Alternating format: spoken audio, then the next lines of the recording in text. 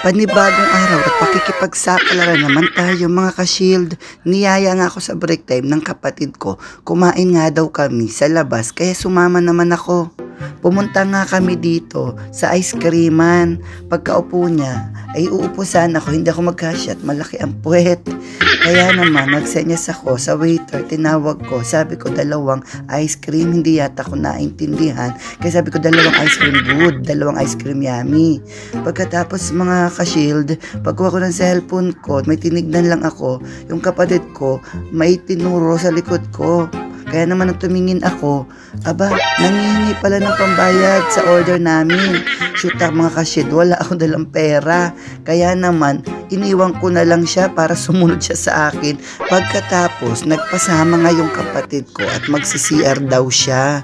Kaya nga sabi niya, hintayin ko nga daw siya dito sa gilid at babalik siya pagkatapos mag-CR.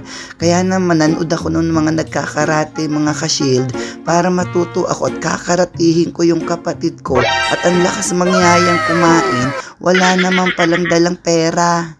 Kaya naman, sumakay na lang kami sa elevator para bumalik na lang kami sa shop.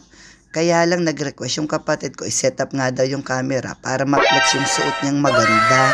Hindi naman nagsasara yung elevator, natakot yung kapatid ko. Pinalabas na lang ako ng elevator at baka daw mawala yung cellphone niya. Kaya naman bumaba na lang kami na nagtatalo dahil natapos yung 1 hour break namin na wala kaming nakain. Kaya mga ka-shield, mag-ingat kayo sa mga kapatid niyong budol. Hanggang dito na lang. Salamat sa panonood.